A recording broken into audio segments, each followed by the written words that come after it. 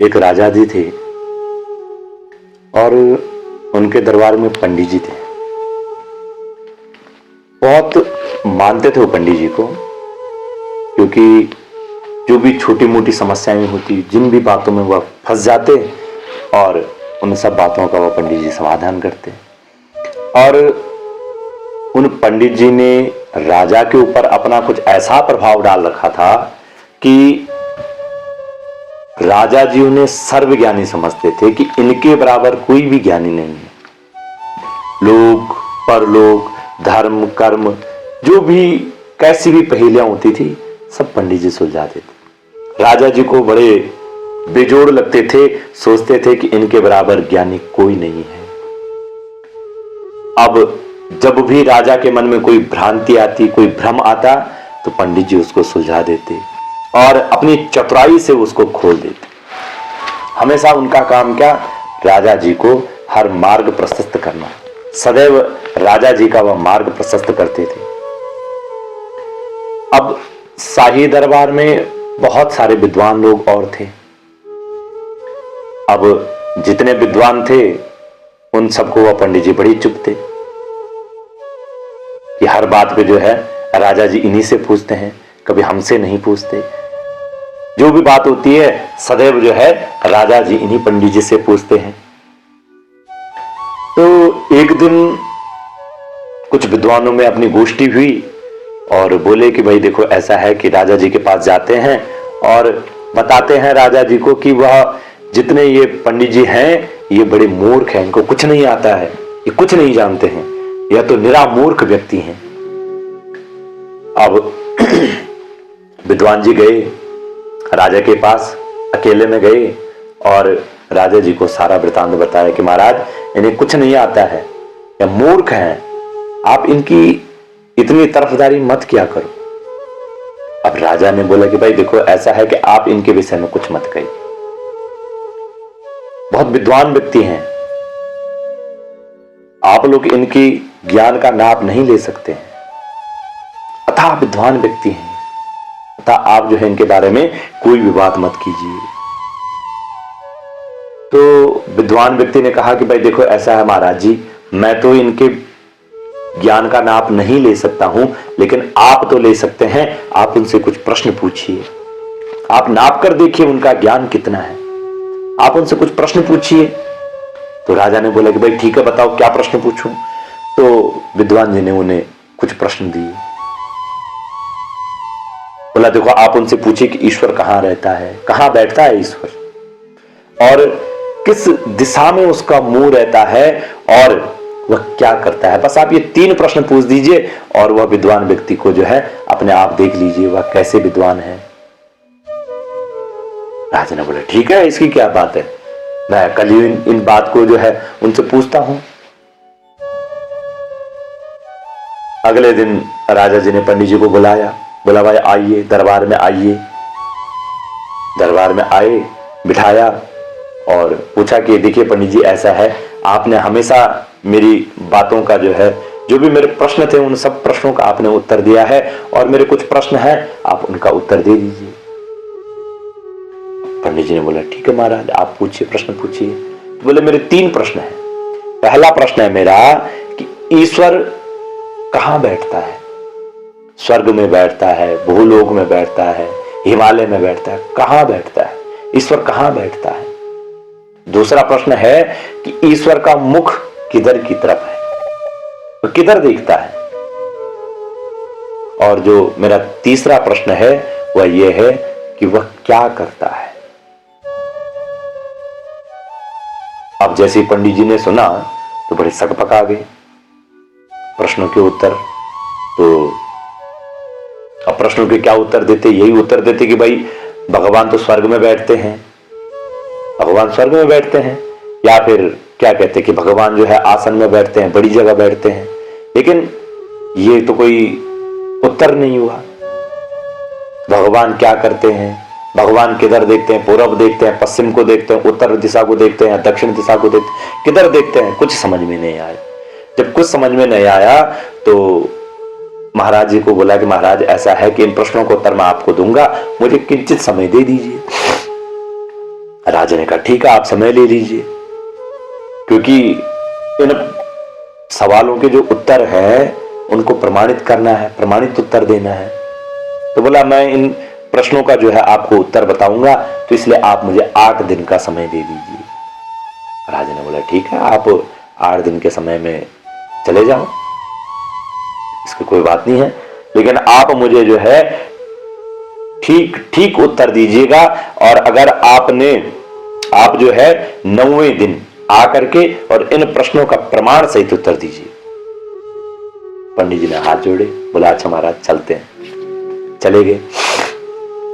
अब पंडित जी घर आए तो विचार करने लगे, सोचा, बहुत कुछ सोचा, लेकिन प्रश्नों का उत्तर नहीं मिला। बड़ी सोच विचार करने लगे।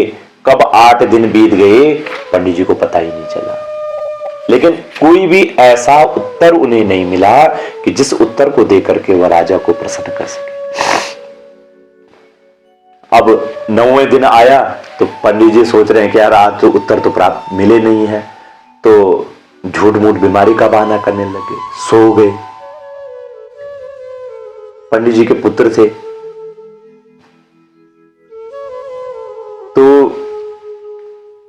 पुत्र पिता के पास गया, बोला पिताजी आपके मुख पर बड़ी चिंताएं दिख रही हैं, ऐसा क्या हुआ है कि आपके मुख पर इस प्रकार की चिंताएं दिख रही है, आप मुझे बताइए। अब पिता सोच रहे हैं कि यार मुझे ही नहीं पता तो इस बालक को कैसे कुछ पता होगा, लेकिन बालक है तो पंडित जी का ही। जब अत्यधिक पूछा तो पिताजी ने पुत्र को बताया कि बेटा ऐसी सी बात है, राजा ने 3 प्रश्न पूछे हैं और इनका मुझे उन्हें उत्तर देना है, लेकिन मेरे पास इनका कोई जो है प्रमाणिक उत्तर नहीं है, इसका मेरे पास कोई प्रमाणिक उत्तर नहीं है। पुत्र बोला कि पिताजी ये तो बड़े सरल प्रश्न है, आप अपने बदले मुझे भेज दीजिए, मैं चले जाऊंगा। अब पंडित जी ने सोचा कि यार उत्तर तो मुझे ही नहीं आते, इसे पता नहीं क्या उत्तर आते हैं, कौन से उत्तर इसको आते होंगे, और नहीं दिया तो राजा पता नहीं क्या दंड देंगे। सोच विचार करने लगा कि इतने में राजा के सिपाही आ गए। अब पंडित जी के पास तो कुछ युक्ति थी नहीं, तो सोचा कि चलो पुत्र ने कहा है तो पुत्र को ही भेज दिया। बोला जाओ तुम ही जाओ। बोला ठीक है, चले गए पुत्र राजा के सैनिकों के साथ। बोला पिताजी की आज तबीयत खराब है तो इसलिए मुझे भेज दिया। अब जब पुत्र सैनिकों के साथ राजा के महल में गया तो जैसे ही गया तो बोला कि महाराज ऐसी बात है, पिताजी की तो आज तबीयत खराब है और पिताजी ने उन प्रश्नों का उत्तर मेरे पास भेजा है, मैं उन प्रश्नों के आपको उत्तर बताऊंगा। तो महाराज जी ने बोला ठीक है, तो आप प्रश्नों का उत्तर बताइए। तो पंडित जी ने कहा कि भाई देखो ऐसा है, उत्तर तो ठीक है वो मैं दे दूंगा, लेकिन वह उत्तर पूछने से पहले मैं आपसे कुछ प्रश्न करना चाहता हूं। आप मुझे ये बताइए कि आप इन प्रश्नों के उत्तर जो चाहते हैं वो किस स्वरूप में चाहते हैं, कैसे चाहते हैं। तो राजा ने पूछा आप बोलना क्या चाहते हैं। तो पुत्र ने कहा कि देखो अगर आप धर्म के अनुसार यह प्रश्न पूछ रहे हैं तो धर्म के अनुसार प्रश्न पूछने वाला शिष्य होता है, और शिष्य कभी गुरु से ऊंचे पद पर नहीं बैठता है, हमेशा गुरु से नीचे रहेगा, गुरु का पद हमेशा ऊपर होगा। तो अगर आप मुझे गुरु मान करके यह प्रश्न पूछते हैं तो आपको मुझसे आदर पूर्वक पूछना होगा। तो बताइए आप गुरु भाव से, अभिमान भाव से यह प्रश्न पूछ रहे हैं या शिष्य भाव से। तो राजा विद्वान व्यक्ति था, बोलता नहीं, मैं आपसे शिष्य के भाव में यह प्रश्न पूछ रहा हूं। तो बोला आप शिष्य हो तो शिष्य की तरह नीचे बैठिए, मुझे आप ऊपर बिठाइए। बोला ठीक है महाराज। राजा उठे और अपने आसन में जो है उनके पुत्र को बिठाए। बोला महाराज अब आप मेरे प्रश्न का उत्तर बताइए। पुत्र ने कहा देखिए महाराज सब चीज तो ठीक है, लेकिन क्या आपके घर में ऐसे ही मेहमानों का स्वागत होता है, किसी का भी स्वागत होता है, कुछ पूछा नहीं जाता है। बोला क्यों नहीं पूछा जाता है? तो बोला फिर कुछ मंगाओ, ऐसा थोड़ी कि मैं आया और न चाय पानी कुछ नहीं हुआ, न दूध आपने पिलाया न कुछ, और सीधा प्रश्न पूछने लगा। राजा को अपनी गलती का एहसास हो गया कि नहीं, मुझे जरूर कुछ न कुछ इनको पिलाना चाहिए। तो दूध मंगाया, दूध मंगा करके महाराज जी के हाथ में दे दिया, बोला लीजिए दूध पीजिए। तो उन्होंने दूध का गिलास सामने रखा और राजा से पूछा, ये राजन क्या है? बोला दूध है। तो बोला आप मुझे एक बात बताइए, क्या इस दूध में मक्खन है? इससे मक्खन निकल सकता है? बोला हां। बोला कैसे? बोला इसमें मक्खन का गुण है, तो इसमें मक्खन है। तो बोला क्या इसमें मक्खन दिख रहा है दूध में? बोला नहीं, इसमें तो नहीं दिख रहा। अब राजा कुछ नहीं बोल पाए। तो वह पंडित जी का पुत्र कहते हैं कि राजन, आप जानते हैं कि दूध में मक्खन है, अवश्य रूप से मक्खन है, लेकिन फिर भी आप ये नहीं बता सकते हैं कि वह इस दूध में कहां पर है। इस दूध में कहां पर है? मक्खन तो है, लेकिन कहां पर है यह आप नहीं बता सकते हैं। ठीक इसी प्रकार से वह ईश्वर इस संसार में है, सब जगह है, सर्वत्र व्यापी है, लेकिन आप कोई उसका निश्चित स्थान नहीं बता सकता है कि वह कहां है। वह संसार की प्रत्येक वस्तु में समाये हुए हैं, आप में, मुझ में, इस संसार के सर्वत्र विषय में वह ईश्वर है और संसार की प्रत्येक वस्तु में वह समाया है। प्रत्येक वस्तु का प्राण ही परमात्मा का अपना धाम है। जो लोग यह कहते हैं कि ईश्वर स्वर्ग में है, या जो कहते हैं कि ईश्वर इस जगह पर रहता है, वह आंखें होते हुए भी अंधों के समान है, क्योंकि ईश्वर सर्वत्र है, जैसे इस दूध में मक्खन है। राजा को अपने प्रथम प्रश्न का उत्तर प्राप्त हो। राजा प्रसन्न हुआ, बोला नहीं, आपका उत्तर सही है। ठीक है। बोला आपका दूसरा प्रश्न क्या है? तो दूसरा प्रश्न पूछा। अब दूसरा प्रश्न पूछते हैं कि ईश्वर का मुख किस दिशा में है? ईश्वर किधर देखता है? कहां ईश्वर देखता है?